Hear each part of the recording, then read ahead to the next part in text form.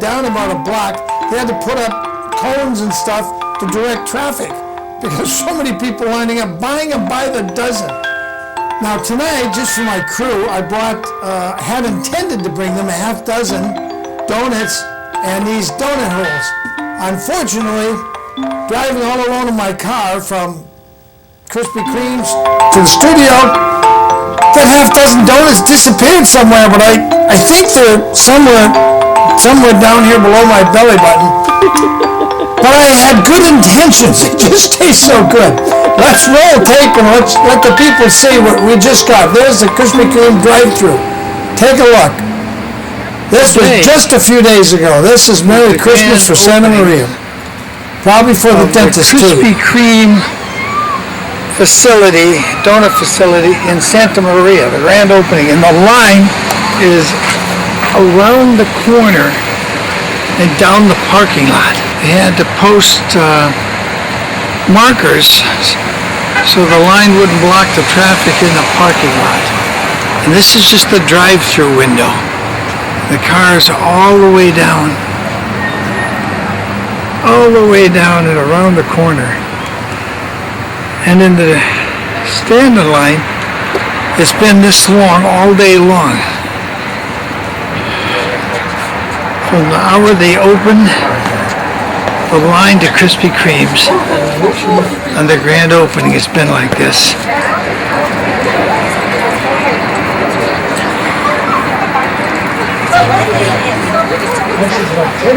Did you get enough?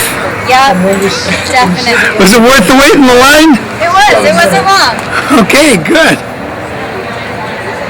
So this is just the walk-in line. It'll be after you see my car flapping its wings. A minute or so after that, or maybe less than I can't remember. And they're making them hot right now. And this is the drive-through. Yesterday. And then we go right back to that same page.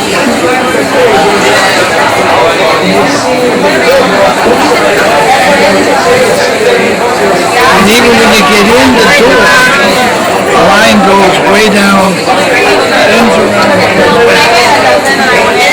fresh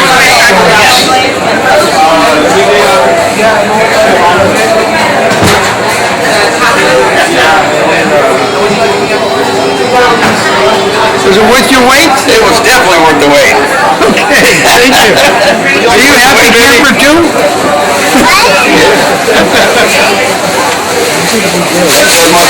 Hometown Lafayette. Three of them in one town? Yeah. I don't see what the big deal is. These are the best donuts in the world, speaking without prejudice. And people are literally buying dozens, carrying them out in the bags. Especially get the cream-filled originals. Oh my goodness.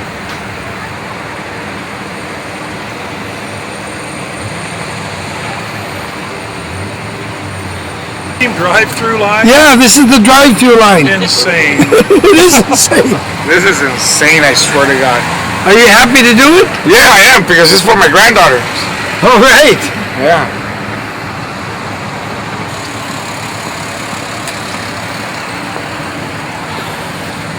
This is how far back the line goes.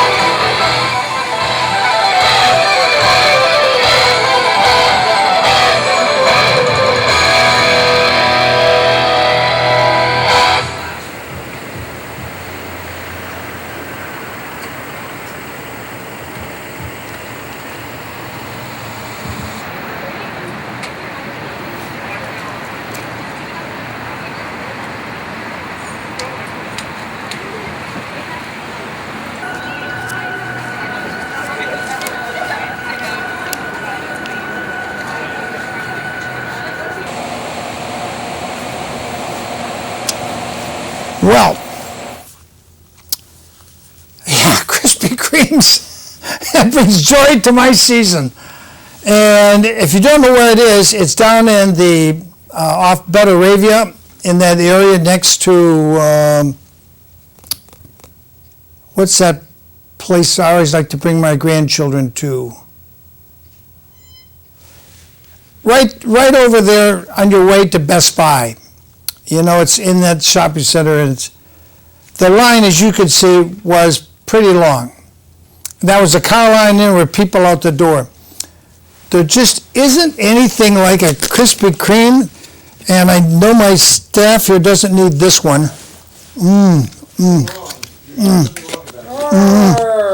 What are you guys grumping about? All right, the rest belong to the staff here. Somehow I managed to devour most of the half dozen I was supposed to bring for them. Just sort of disappeared that way. Anyway, to get serious for a minute here, there's this tall gold medal Olympian from the 1988 Women's Basketball Olympic, and she won the gold. Her name was Cynthia Brown. She made a lot of money, of course, promoting basketball, women's basketball. Traveled the world, shooting hoops. It was the love of her life. It's what she loved to do, and she was very focused, very good, probably the best member on her women's gold medal team. She had a yacht, she had cash in the bank, she had a beautiful house in a predominantly all-white neighborhood in Orange County called Villa Park, I think. And while she was out having fun, someone stole her ID.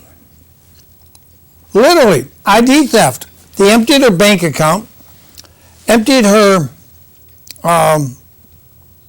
house of equity, or sold the fake papers, the forged papers. And a man named Greg Diamond seems to have a lot to do with this. His name comes up, yet he hasn't been indicted for anything. You can't even get the sheriff. When I was with Cindy, this was a year or two, maybe 3 years back, we went to the Orange County Sheriff's Department and pleaded with them to take her report. They just didn't want to go there. Strange things. Anyway, she had a hearing yesterday. She's the victim of an unlawful detainer. They want to kick her out of her own house. Now, to give you a short, quick background, they paid off her loan, which was a small loan, maybe $100,000 or $200,000, I can't remember. And then they took out a huge loan. Except Cindy didn't sign any of the documents. They were all forgeries. Now, she has a letter from a state agency. She has a letter from a federal agency agreeing with her that she has been the victim of identity theft. And one of the people now works for the district attorney's office, or did, at least a year or so ago, when we got copies of the letter from the state saying they had notified Greg Diamond to cease and desist in his activity. There's Cindy Brown, tall, beautiful, black woman who's extremely focused because she's been robbed. She's been robbed and ripped off. And she's not taking it quietly. She doesn't holler and scream, but she fights every single motion. So yesterday, she's in court. I'm going to show you the video in just a second here. I put in a media request, and the three-judge panel didn't allow me to bring a camera in and film it. And on the denial, I put in a second request right there, and they denied that one, signed by Lou, somebody who I never even saw, didn't see them. But they did accommodate her because she has ADA accommodation. She's been fighting this for more than 14, 15 years. She's still in her house, and she hasn't paid any mortgage monthly payments because she never signed the documents. So whoever paid off her mortgage thank you very much, whether it's Craig Diamond or whoever it was. But then, I'm going to talk about getting your mortgages paid off, and it's very interesting. It has to do with another black person in Hawaii. At least they're in Hawaii at this time. But, so she doesn't owe any mortgage because it was paid off. But then, whoever was stealing from her equity in house, forged a document. Now, you just saw that picture of her. Does she look like, show that again. Does she look like a white woman? Because on the new application, they checked off, I'm a white woman. Now, she may be wearing a white jersey, but that's not the color of white people that I usually associate with the color white. So whoever forged and faked her signature and forged the document on the new loan clearly either didn't know or didn't care. They probably looked at the neighborhood she was in, pretty much all white neighborhood. Oh, she must be a white woman, and he checked it off, sent the forged papers on. You will remember I showed you a place in San Diego where they forged documents against all kinds of people. So anyway, we're in court. Judge Pritchett is there. Judge Scott got replaced by another judge, and there is a female judge. Let's see if I can remember her name. I took notes because I can't remember it all. Terry K. Flynn-Feister. And Scott was replaced by another judge named Jonathan when her case started. And it was interesting. This was just yesterday, the 19th of December in 2019, in Orange County, California, about 150 miles south here, in Santa Ana, at 700 Civic Center Way. And even though they wouldn't let me roll film to show you what, I have to say, this was probably a milestone. At least they were fair in appearance. They gave her due time to speak. And that other judge that just ignored the law, Judge Stafford, he's gone. He's retired, grabbed his pension, and no doubt is running as far away from the truth and the facts as he can get. So, Judge Stafford, I got a Scrooge hat for you. But he's gone. These three judges, Pritchett, Leslie K. What's her name here? I can't remember these judges' names because they change so quickly. Yeah, Terry K. Flynn-Feister, and then another judge named John C. Castellum came in to sit on her case. I don't know why. They changed out one judge, but they did. And they listened, and they took it under advisement. What was at stake here was unlawful detainer, which, in spite of overwhelming evidence of identity theft, all the lower judges just said, give the banks what they want. Give the banks what they want. Really? You don't have to prove up that you have a verified complaint? You don't have to prove anything? You just say, that house belongs to us, kick her out of her own house. That's pretty much what's going on. But the three-judge panel, I think, were really listening because Cindy cited chapter and verse, this law, that law, the CCP. She just went chapter and verse. She had it nailed down better than most attorneys I've ever seen. They were impressed. I have to say, they were impressed. All of them were. Certainly, Terry K. Flynn-Feister was. Certainly, John C. Castellum. And they're going to rule on it. But even if they rule against her, she's going to appeal that. And even beside that, the whole case is in a higher court on appeal right now. All this had to do is, can they kick her out of the house or not kick her out of the house? It's called unlawful detainer on appeal. And there were two other similars, unlawful detainers on appeal right before her case. They saved her for the last. Because I think the judges wanted to say, just how much support does she have? Well, she had a closet attorney in the background there.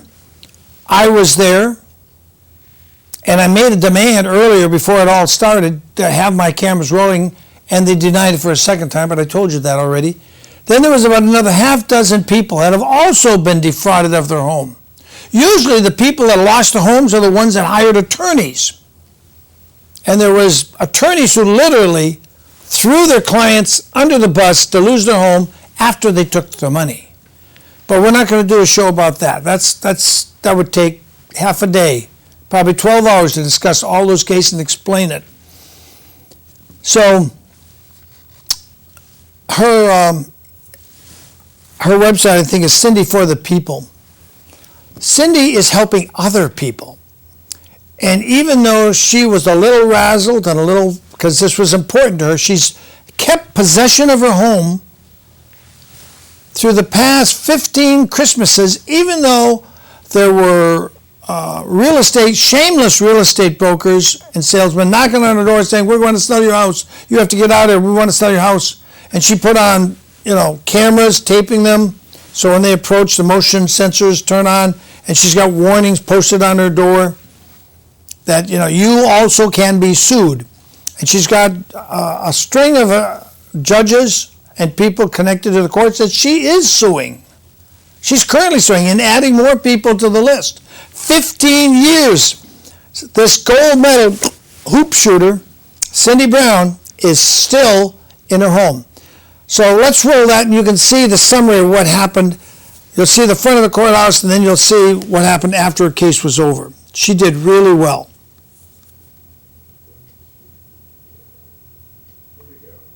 Here we go.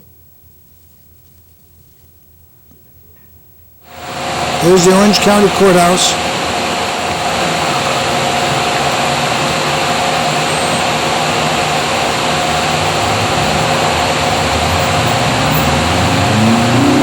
That's Building 30 of the complex, I think. It's averages like just 700 Civic Center Way.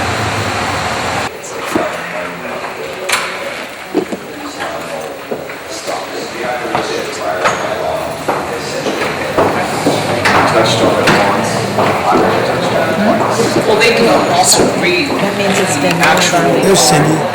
Now, how could anybody look her in the face and check off on an application she's a rapist? They already decided they're trying to. I mean, there's so much fraud in this case. That was before. It never should have had to go on appeal. She should have got fee simple, and she should be suing all the people that helped steal her house. But the identity I was cringing on your rebuttal. That's attorney, I believe, Imperial, giving her an assessment of how she did. Oh, we got it in the first. Yes. I just hope they were listening then. That guy was mumbling. The other lawyer was mumbling. I couldn't hear him. Seriously. Like, you sound a lot better, right? Like my critique. What do you think? She did a good job? She did an excellent job, in my opinion. Hello? Do you think she did a good job? Did she do a great job? I just listen. You know what? We're dealing with criminals. You need to go to jail. Yeah, I would have said that. Yeah. Well, she did ask for severe sanctions. Right. I asked Mr. McMahon as he walked down the hallway, does she appear to be a white woman to you? That's what they put in. But the other lawyer was mumbling. What was he even saying? I couldn't catch it. Did you understand what the other lawyer was saying? He was nervous. I could see his pants legs were shaking. He was uncomfortable. McMahon was uncomfortable. Well, I went over before time and I was fucking with him. Is what I was doing. I was telling him. Oh, you don't tell. I'm thinking about getting up today. What'd you think, Dan? It was okay. I thought it was excellent. I thought We're gonna go right now, yeah. You thought it was excellent? Excellent. Yeah, we're gonna go help out someone. Thanks, Sherry. The third judge over there, like, you kept thumbing through the notebook. I don't know if it was your pleading or not, but he was thumbing through the notebook while you were. Good to see you. Did you get your Krispy Kreme? Not yet. I'll see you up there. Yeah, I'll find you. I thought you did. Good job, excellent job, I think, excellent. That's William Wagener at the Orange County Courthouse. Cindy Brown, there were like two other cases similar to Cindy Brown's in front of the three-judge panel, Judge Prickett, and the other two. And I would say Cindy did the best argument that was done this morning. And she had the three judges scratching their head, and the opposing counsel, Mr. McMahon, as he walked down this hallway behind me here, as he walked down the hallway, I asked him, does she appear to be a white woman? And he finally turned around and said, obviously not. Well, that's pertinent, because on the falsified documents, they claimed Cindy Brown was a white woman. And this is Cindy Brown. This is the real Cindy Brown, whose house was stolen through fraud. In fact, she's still occupying the house, but she is obviously not a white woman. And it was interesting to me that Mr. McMahon, who I never saw before, because every time she goes to court, they send a different legal counsel that I've seen. But it's interesting, she referred to Judge Stafford, objecting in front of Judge Stafford, who's now resigned and gone and taken his pension. And Cindy Brown is still fighting. The judges are falling, but Cindy Brown's still fighting. So that's all I can tell you here from Orange County. She did the best job of the three similar cases this morning that I saw, because she cited the code, she cited the law, she cited the briefs, and she has a lot of paperwork. We'll see what this three judges panel rules. Are you hopeful, Cindy? I hope that they'll get it right, and I hope that, by God's grace, that I can get this thing put to bed so I can move on. I have better things and that I'd like to be doing other than fighting this identity theft. Yeah, that's what it is. She lost her limo, cash in the bank, a lot of things besides a house. William Wayne for Orange County, thanks for watching.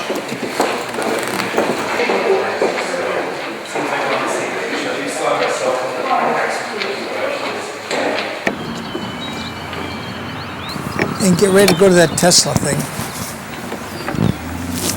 Well, there you had it, Cindy Brown. Joy to the world. 15 years she hasn't paid a mortgage payment. She would have had it all paid off years ago because she was making a lot of money shooting hoops. You know, she was kind of sad that she even has to fight this long, because what she'd really like to be doing is helping train the next generation of gold medal winners in women's basketball. That's what she would really love to be doing. But she can't let them steal her house after stealing her name, her bank account. And yet the Orange County Sheriff, under that crooked sheriff, Mike Corona, who went to prison, he didn't go to prison for anything connected with Cindy. He went to prison for other crimes. He wouldn't do anything. And the female sheriff of Orange County, California, that succeeded corrupt Mike Corona, who, by the way, was elected to clean up the sheriff's department. Ho, ho, ho, ho!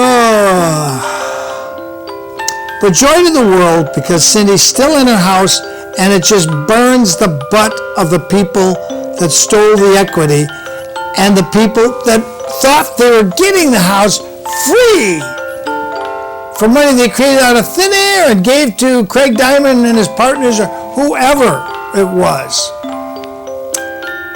But that's a whole different lawsuit. Right now, that issue yesterday was simply about Cindy staying in the house that she bought and was stolen from her through identity theft. I think those three judges, I don't know.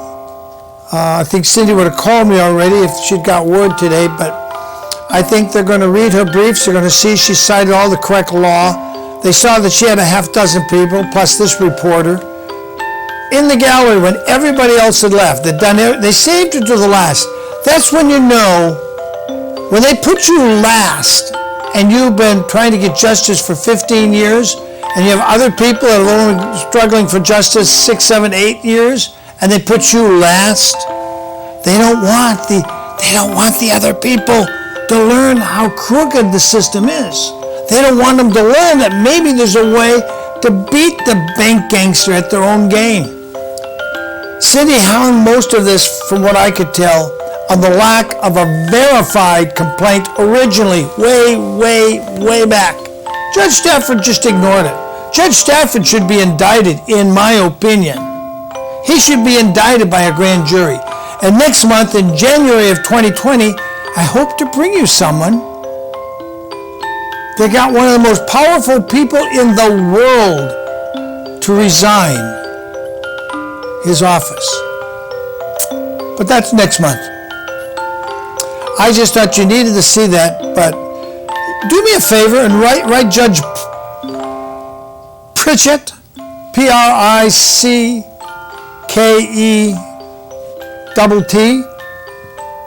a note to Orange County. He's judge in Orange County at the 700 Civic Center Way in Santa Ana, California. Just write him a note and say, you ought to let Mr. Wagener put cameras in there because these courts are becoming opaque. Justice is not clear. There's no transparency anymore. Most people, especially right before Christmas, are not going to take the time to go down and watch a case unless it pulls their heart out of their body. You know, it's got to be something that affected. Most of those people you saw in the crowd had their homes stolen by what I call the bank gangsters. This is, you know, you've heard of car theft, carjacking. What do they call it? Grand theft auto? This is grand theft homestead. They're stealing entire homes, not just your car, but everything in your home and the home, and getting away with it. And most of them are members of the Bar Association. Mr. McMahon, who opposed Cindy in that hearing, had showed up one other event, Cindy tells me, and as he was walking down the hallway, I could not help myself but say, hey, excuse me, Mr. McMahon. And he turned around and said, does Cindy appear to be a white woman to you? And he looked over his shoulder and said, obviously not. Well, I don't think he even read the paperwork. He was given certain words to go say in court, and he went and said those words, and then he left. I don't think he even read the false application where her signature, Cindy Brown's signature was forged. That's a crime called felony forgery. Because whoever helped her fill the person out, it wasn't Cindy. Whoever checked off, she's a white woman.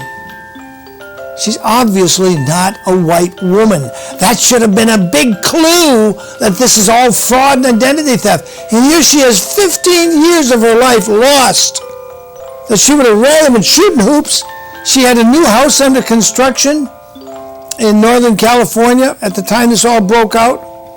See, if there was racism involved, it worked to the reverse. If the people around her didn't want a successful black woman in their neighborhood, they should have left her alone because she was building a bigger, better house somewhere else, and she would have left the neighborhood.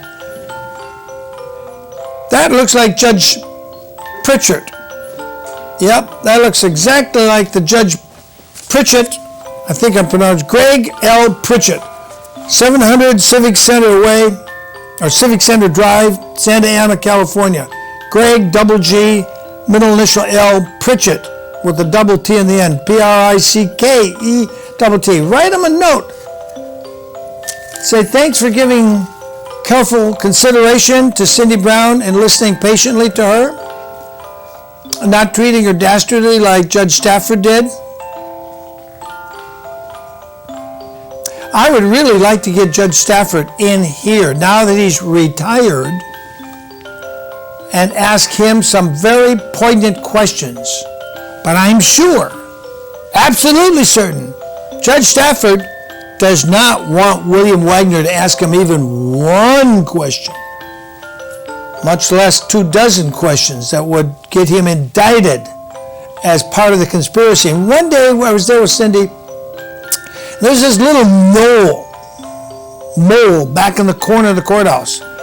And I would see Stafford lift his head and look to the corner, and I'd turn and look, and this guy would be giving him signals, you know, cut it off.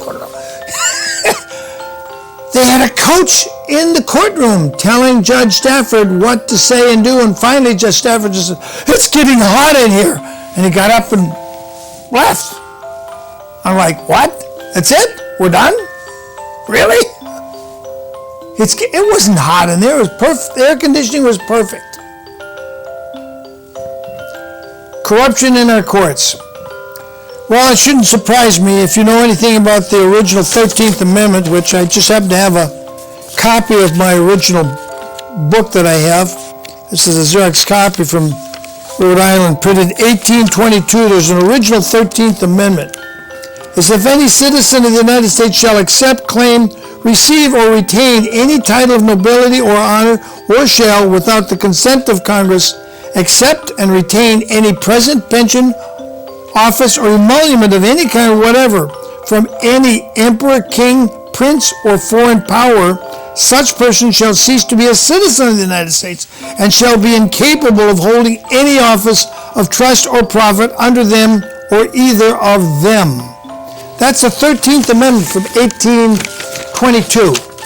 I have 4 different state original books that show that. This is the one from Rhode Island, printed up in 1822. And I have the original books from the 1800s, long before the anti-slavery so-called 13th Amendment. So, I think Cindy got a fair shake yesterday. For the first time in years that I've been watching her stuff, she got a fair shake. They listened. We won't know if they ruled correctly or not. If there never was a verified complaint, and attorneys will know what I'm talking about when I say verified complaint. Most of you are like, huh? What's he talking about? You can't just go tell a lie and say, all's well and good. Now I want to turn to this guy, and you see on the screen here. His name is Anthony Williams. He was on the show here some years ago. Oh, I think it was February of 2015. February or March 2015. Almost 5 years ago. This man has been trying to save people's homes. He was a joy in the world that he lived in. He saved dozens of people's homes from fraudulent foreclosures with dummy documents. And for that crime of saving people from forged documents, like the one we caught the people down in San Diego, they came out of the building. Maybe we should play that for you again. I have to have Reggie see if he can find that. But he's a joy. This guy was a joy to the world. No doubt he was a joy to his father and mother. He's sitting in a prison in Honolulu, Hawaii, instead of on the beach at Waikiki. His crime is trying to save homes and keep people from becoming homeless. That's what this guy named Sorensen has turned into a crime. Now, who's Sorensen? Apparently he's one of several prosecutors. And why he's of interest to me is this. Yeah, go ahead. You can show those shots of Anthony. That's all right. You can show those shots. That one or the other one in the. That's how he looked on the set here, with the "We the People" and "God Bless America" flag behind us. This one over here. So Sorensen, Kenneth, one each. I have a question for you, Mr. Prosecutor Kenneth Sorensen. How is it in September 5th of 2002, according to public documents from Hawaii, called the Federal Judge's Summary and Real Estate Property Listings, there's a Kenneth Sorensen. Is that you, Mr. Prosecutor? You took out a loan through National City Mortgage, ending in the 4 digits 6198. You took out a loan in September, and by December 2nd, merely 3 months later, it's paid off in full. Then something went to Countrywide. Was that a swing loan? Or was the whole loan amount paid off by some mysterious person? I'd like to ask you, Mr. Sorensen, I invite you to come on the show because I want to see if you really know what Anthony T. Williams did to help people stay in their homes and not become among the multitudes of increasing homelessness. Then they have this June 27th of 03 mortgage from National City Mortgage, and it's paid in full within 2.5 months. How does that happen, Mr. Sorensen? Then there's another mortgage in May of 09 from National City Mortgage. You do a lot of business with them. That's okay. There's nothing illegal about that, I think. And that one is released. That mortgage is released. PNC, Bank of North America, paid in full within 3.5 years. Nice work. Pay off a loan in 3 years. Then there's a fourth one, mortgage in September of 2012. Then there's a November National City mortgage again, and it's paid off within 1 month. 1 month? You take out a big loan and you pay it off in 1 month? I didn't realize being a U.S. prosecutor paid so well. I'd like to ask you some questions, Mr. Sorensen, Prosecutor Supreme. Then there's another mortgage in 04, and it's paid in full within 4 months. Within a 10-year span, it says here, you'd taken out 7 mortgages, had all of them paid in full. How do you do that? And so did Judge Kobayashi and one of those other Hawaiian judges. But what really piques my interest here is a file I've got of Anthony Williams' case. Yes, and Merry Christmas to you all. Joy to the world. I can't quite hear it. Is it going over? Pick it up? Okay. Here's a minute order by Leslie E. Kobayashi. Minute order. Stated November 8th, 2019. That's just a month ago. In this minute order, it says the pro se defendant Anthony T. Williams filed a motion challenging the jurisdiction of the federal corporation called the United States, or the, quote, United States in upper and lowercase, as outlined in Title 28 U.S.C. motion, pursuant to the deadlines issued in the August 27, 2019 status conference. Any response to the motion must be filed by December 6th. And defendant will not be permitted to file a reply. Filed August 27th. The motion will be taken under advisement after the response deadline. It is so ordered. Submitted by Teresa Lamb, courtroom manager? Really? Now a courtroom manager gets to make documents for the judge? I suppose somehow that's, in a twisted federal court way, legal. They're basically barring him to answer. And yeah, he did some motions I would say are a little sulfurious. He wanted them to change the court to the Court of Injustice. That didn't go well. But he's sustaining systemic injustice.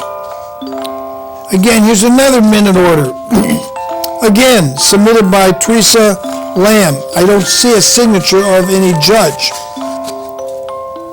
So apparently they don't need a grand jury indictment. They just have someone write foreman.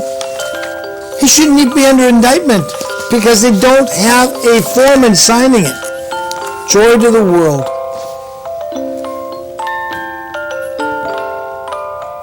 Incredible corruption in our courts. This man should be the poster boy for stopping homelessness because he tried to keep people in their homes. Yeah, go to that shot of him he's got on the screen right there. Get both shots. Yeah, get them both. No, not the judge. Just show what you got right there. Just show that.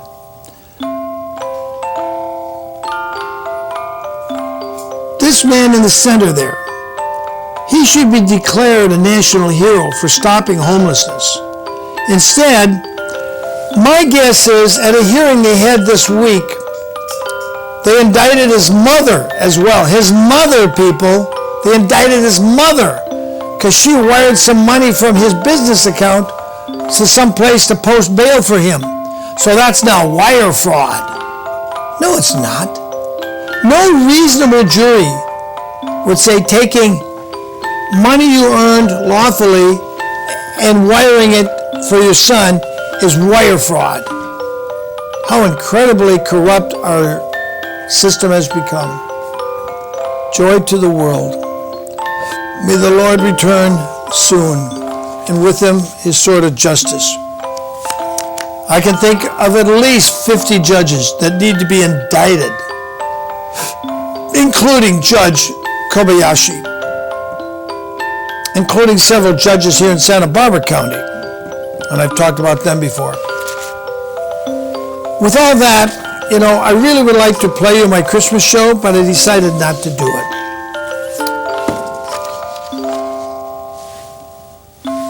I want to take you now to a guy named Tesla. You saw that car at Krispy Kreme's waving its wings?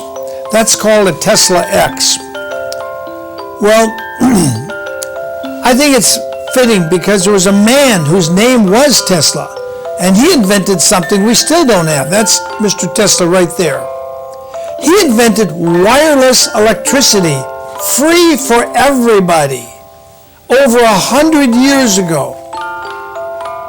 He was pushing this, and some business tycoons on the East Coast said, no, Mr. Tesla. We don't want to give the world free electricity. We want to make them pay for it. Through the nose, and pay and pay and pay. So let's go to that video of Mr. Tesla. This is short. I just felt Mr. Tesla should not be forgotten as we rejoice. Just think of all the money you would have saved on electric bills if his system of free electricity had been adopted. No, Reggie's got it ready to go. Bring it up, Reggie. And I'll be right back with some more Christmas music. And we caught a crook. We got him. Photo of him stealing. Got the photos. Nikola Tesla dreamt of wireless power. Among his work in the realm of electricity, he built a coil, later named the Tesla coil, which could illuminate lamps from across a room and throw the occasional bolt of lightning at the nearest conductor. Tesla coils remain popular today, though often for their ability to put on a fantastic lightning show. Nikola Tesla believed in wireless power with such an enthusiasm that, with the financing of J.P. Morgan, he constructed a giant apparatus, the Wardenclyffe Tower, at his lab in Shoreham, Long Island in 1901. This was before the world was wired. Way back then, when people were thinking about electricity and how people might use it, I don't think it ever occurred to them that people would string wires all over the country. Early on, people were thinking about transferring power wirelessly. The idea? To send wireless power around the globe. We love electricity so much. Human beings love it so much that we've been willing to put in wired power everywhere. I'm sure if you go back to Tesla's time, he wanted to do things wirelessly and experimented with it because he thought, who would be crazy enough to put in the trillions of dollars of infrastructure that we've put in? More than a century after Tesla's tower, we're still tethered to the wall. Witricity, a startup in Watertown, Massachusetts, is one of several companies hoping to revive Tesla's dream, and it's doing so by developing a business in wireless power transfer. There's power everywhere in the world except that last few feet from the wall to the center of the room. That is the last part to go wireless. And once that last part goes wireless, this projector can receive its power from a source that's almost a meter below. Here's how it works. Run an electric current through a coil of copper wire, and the coil will produce a short-range magnetic field. Place a second coil within this field, and an electric current will flow through it. The magnetic field has transferred electrical power from one coil to the other. This principle is called induction, and it has been understood for more than a century. Induction is what charges a wireless electric toothbrush, for example, and it works well over extremely short distances. Pull the coils apart, and the power transfer ceases.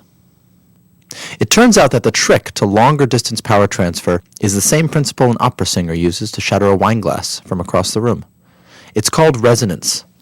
For the opera singer, when the frequency of the sound wave matches the unique resonant frequency of a glass, the acoustic energy is converted to kinetic energy at the highest possible efficiency. The energy then builds inside the glass until it shatters.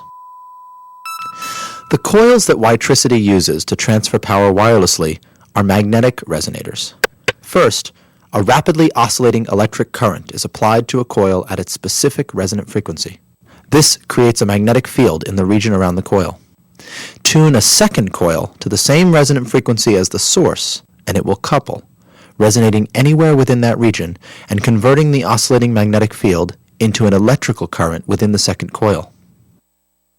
This response is called highly coupled magnetic resonance, and it hasn't been done before. By attaching the second coil to a device, such as the battery of an electric car or a mobile phone, this current can be made to do useful work.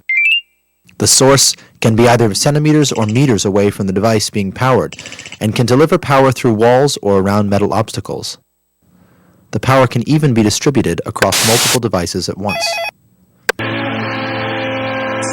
So by a simple trick of physics, power is transferred wirelessly. Nikola Tesla would be proud. You could put these resonators in walls, in floors, in ceilings, and would allow you to power virtually anything in your house. You could place it under the counters. Imagine you could just go home and if you carry a purse, you throw your purse onto the counter and you don't even have to think about taking your phone or your camera or your PDA out of your purse. It just charges because the surface underneath your counter is energized. Witricity is developing a system, not a specific product, and as a result, they have many different platforms on display at once. In Witricity's demonstration rooms, a flat-screen television is powered using a resonator hidden in its base. Laptops, with their batteries removed and replaced by resonators, flicker on, and flashlights glow when placed next to a source concealed behind a bulletin board. The system can even be extended beyond the range of a single source, using passive resonators like this one.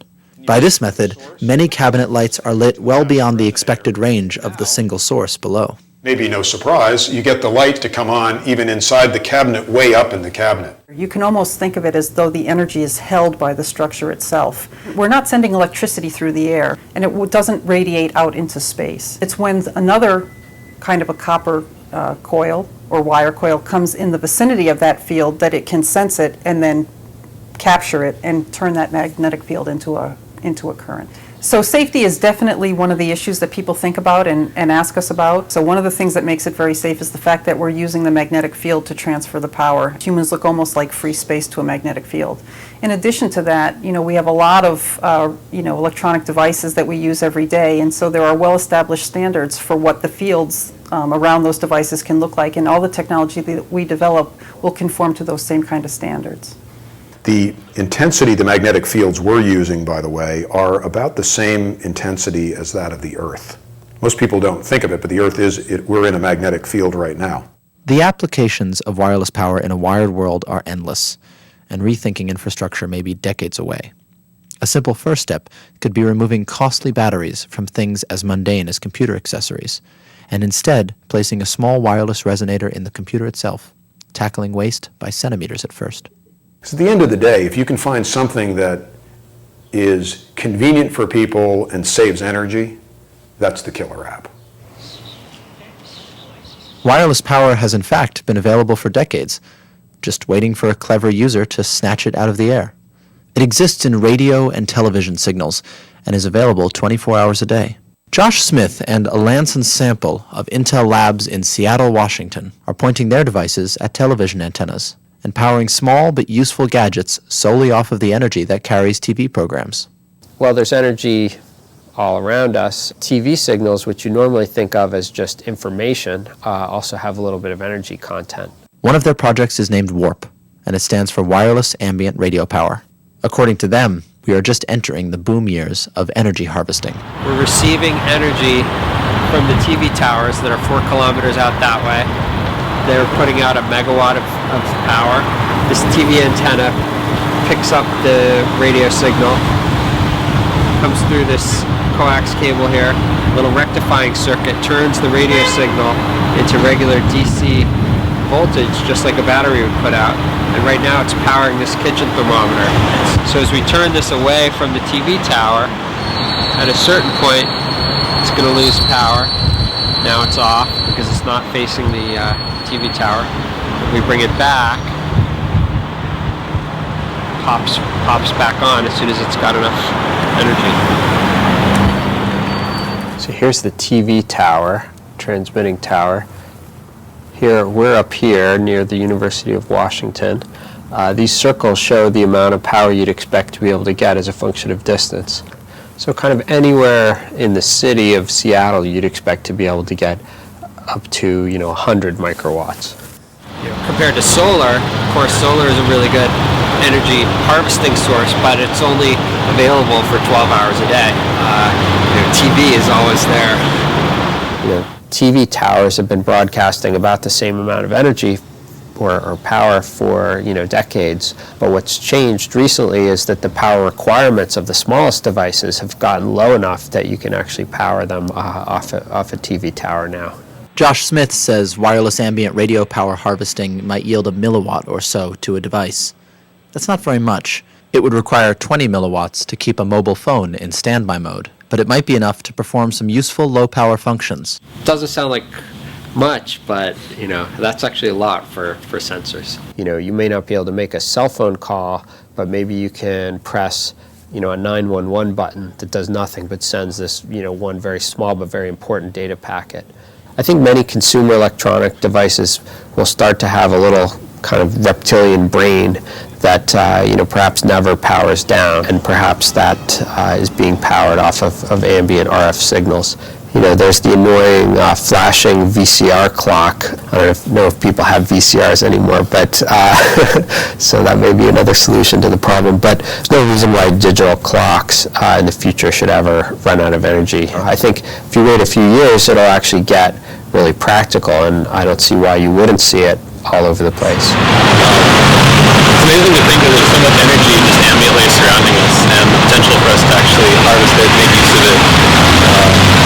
This is arguably not the most useful thing ever, but I think the potential is really there to make some very user-friendly applications.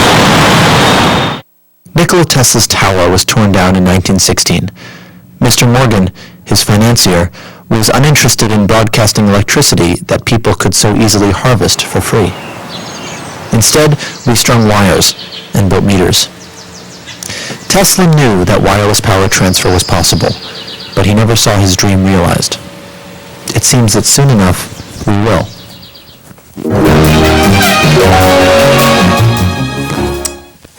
Well, here we have the thief caught in the act. His name is Zambino. He's a black dude, and we were wondering who was getting into the cupboard and stealing the cat treats, and then we caught him in the act. Where's your mic?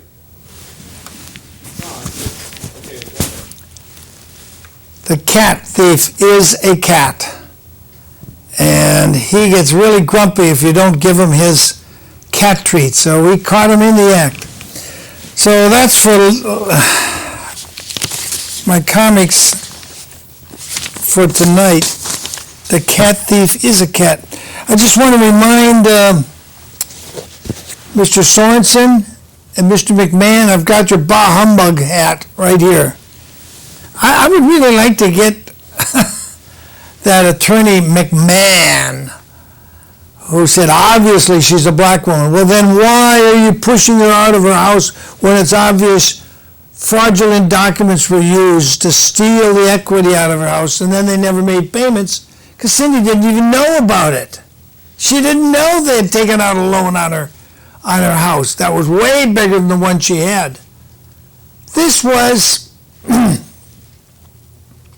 an organized RICO, and why the new DA in Orange County, now that we got rid of Tony the Rat, Tony Rakaukas, I call him Tony the Rat, because a lot of bad things were done by that other criminal, the sheriff, Mike Corona, who I outed like a decade ago and put it up on my on my website, and then everything I had disappeared. Because other people in law enforcement didn't like me exposing, and now he's gone to prison and been released. Mike Corona, ex-sheriff of Orange County. You know, there's a good reason people are losing faith, and we, the people, need to start indicting. And you're going to want to tune in January, when I have a gentleman who's going to tell us how we, the people, can correctly establish the right kind of we, the people, tribunal to start indicting judges, attorneys, bank gangsters, and putting them in prison.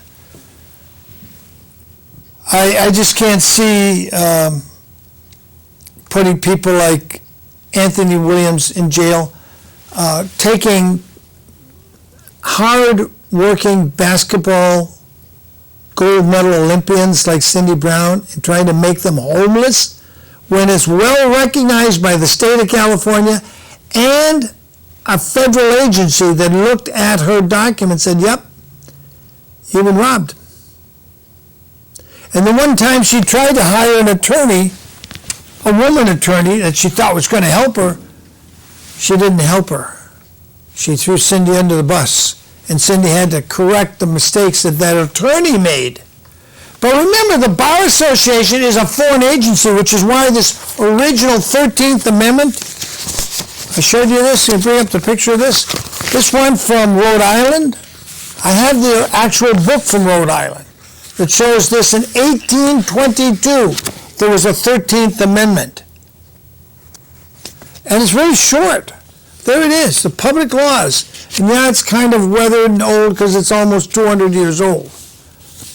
And then they go to the next page and you see the 13th Amendment, the original, is very short. It's not very long at all. Very short. If any citizen of the United States shall take anything, blah, blah, blah, from any king, prince, or foreign power, and the Bar Association is a foreign power. Hello? So every time someone joins a Bar Association, they lose their U.S. citizenship. So it makes my question, I asked the judge coming out of Lompoc Courthouse one day, I think it was Judge Garcia, I said, do you have to be a U.S. citizen to be an American judge? And to my amazement, he didn't say yes, he didn't say no. He said, call the Bar Association and ask them. That tells you right there. I wish I got it on camera. I wish I got it on camera. Yes, I wish I'd got that on camera. The judge didn't know if you had to be a U.S. citizen to be a judge in America. Ding, ding, ding, ding, ding, ding, ding, ding. Look out, train's coming, going to run you over. How crazy is that? Anyway, you know, it's been years since Michael Jackson died.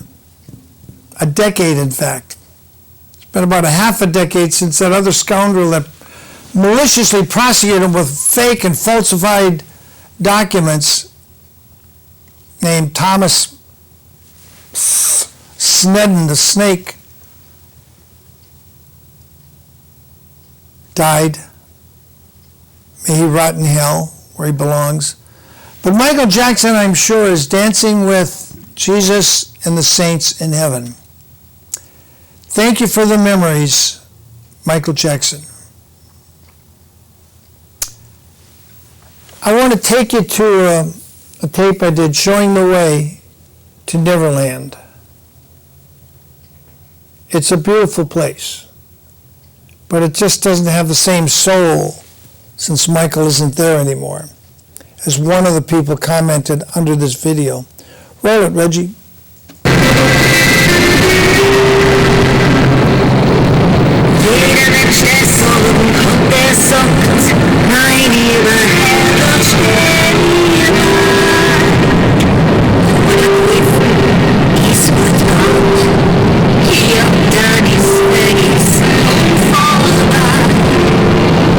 Keine Hunde, noch Adamsche.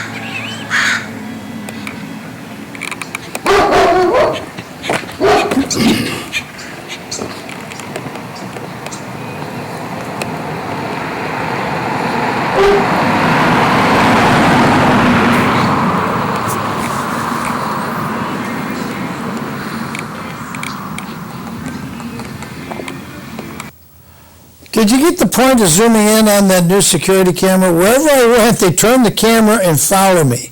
I sent you a message. We got you. We got you on tape. So I don't blame them for that, because there have been some vandals that have tried to break through the fence. That could be solved much more profitably if they would simply, issue 50 tickets at $100 a crack to go tour Neverland in 30 minutes and then put the people out the gate again. People just want to get in and see it. They come from all over the world. I found people from Japan, China, Brazil, Nova Scotia, Canada, Germany, Poland, Russia, from all over the world. I'm just haphazardly, I go out to the outer gate there where I was showing you, and find people from all over the world. They just want to see where this world-famous person was. They just want to know. No, it's fine. It lights up when you turn it on. So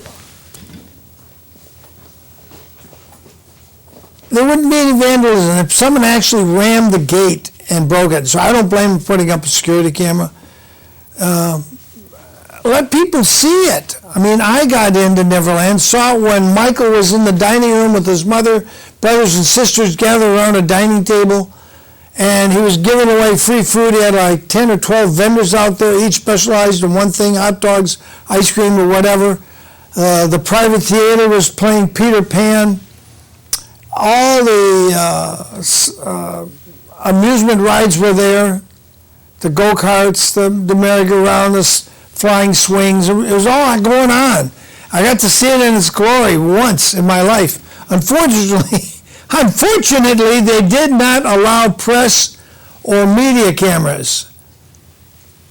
So even though I got to see it by not wearing my press pass, I couldn't get my camera in, so I can't show you, but Michael was taking his own video, and who's got that video now?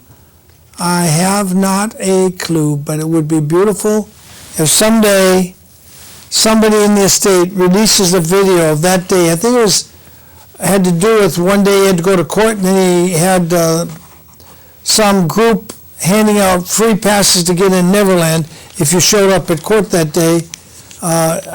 It wasn't a plan, it's just that's where they could find the people. And it was a good reward for those that had come with no promises made.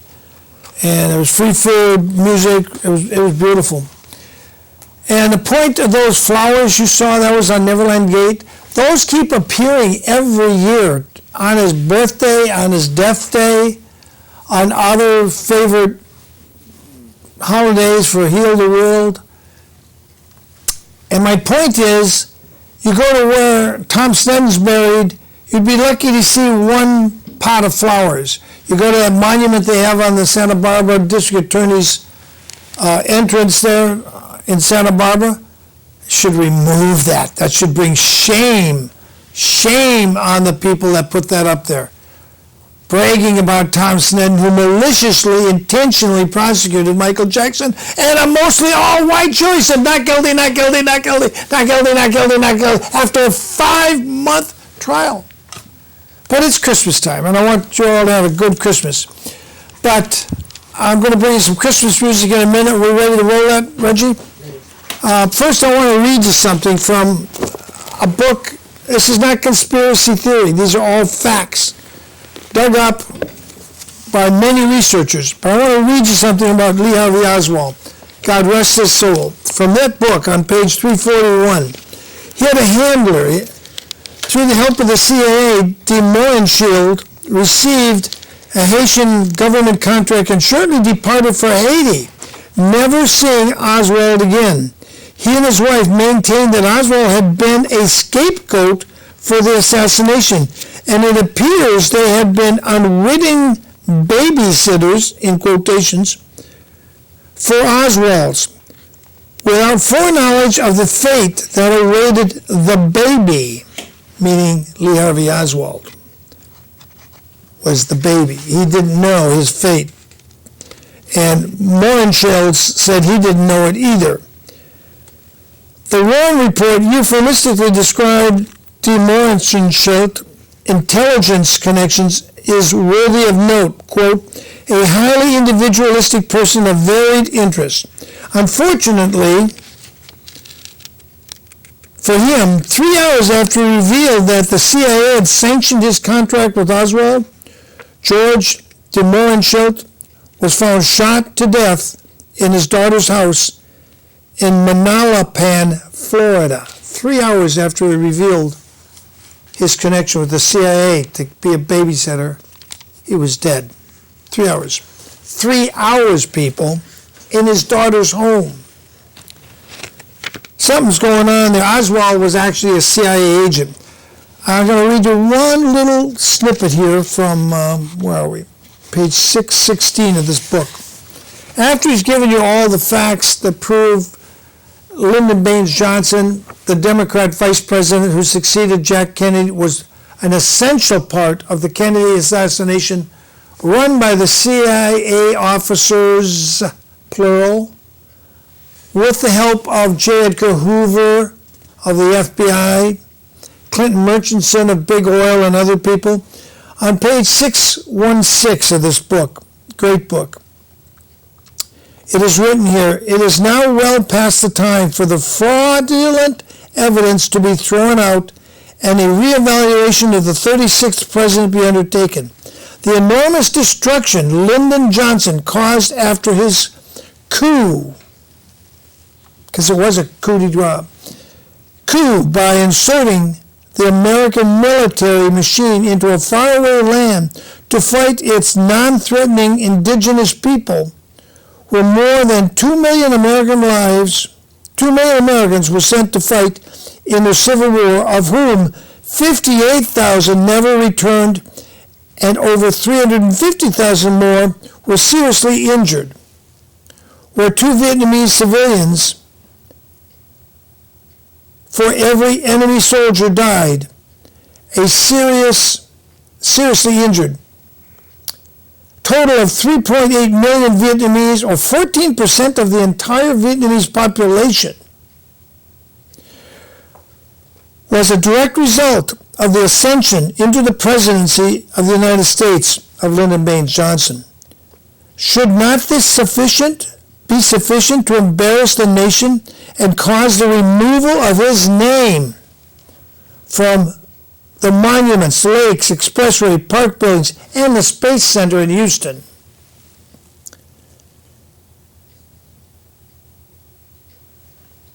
Which have been named for him. It is also clear that, at the very least, the case presented here should cause government to at least force the release of the remaining FBI and CIA files, which still have not been made public nearly 2 decades, make that 3 decades, after they were ordered to be. An accounting of all the official misdeeds, including the fabricated photos, films, destruction of files, and the harassment of witnesses, should quickly follow. A thorough cleansing of the national conscience is in order after all these years to enable Americans to reconcile the personal tragedy suffered by John F. Kennedy and the national tragedy suffered by the country at large at the hands of Lyndon Baines Johnson. The damage caused by Lyndon Johnson and his intrinsic dishonesty with the American people is incalculable. His role in creating the level of cynicism and mistrust of government that exists today has been well hidden for over 40 years. Make that 50 years. It was through his pernicious behavior, good choice of words, and ability to mesmerize his peers with his velvet gloves while commanding his subordinates with an iron fist that he was able to wrest control of the government of the United States. He did it through outright cajolery, cruelty, bombastic speeches, blatant disregard of the laws he was charged with upholding, and ultimately murder. Until the real story of the 36th president is exposed and the complete truth of his crimes against the United States and the world are acknowledged, there will always be questions lurking about the trustworthiness of the government itself. And I would say especially of the Democrats that are now trying to impeach President Donald Trump. Now, has he been impeached or has he not been impeached? They passed, only the Democrats voted for impeachment. And that's a clear sign the impeachment is bogus. Impeachment is for crimes so grievous and so clear. LBJ should have been impeached. He would have been removed by office had Jack Kennedy not been assassinated. Think of that. He prevented his own removal from the vice presidency and ascendancy to the president by coordinating and helping the agents of our top secretive organizations of federal government to murder their own president, because President Kennedy was known, not to the public, but to J. Edgar Hoover, who was listening on the tapping his private line to the Attorney General Robert Kennedy at the time, that he planned to pull out of Vietnam. Had Kennedy had his way and not the murderous LBJ, my cousin, Lieutenant Philip Overbeck, would not have died in Vietnam, and I would not have suffered my experiences in Vietnam.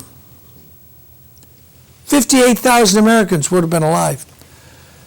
With that, I wish you good Christmas, and I'll save my State of the Union speech for next month. Music, please, Reggie. Let it roll.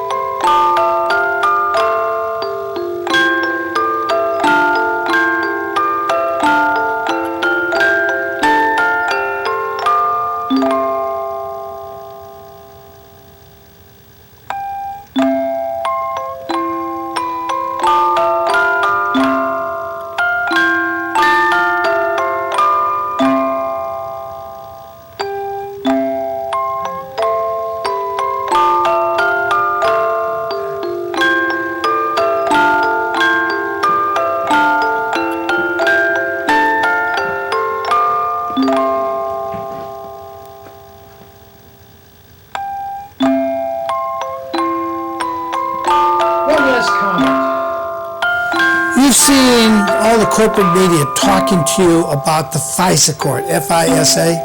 This is a secret court. You and I can't enter. We'll never know what's done there. This is patently against the Constitution.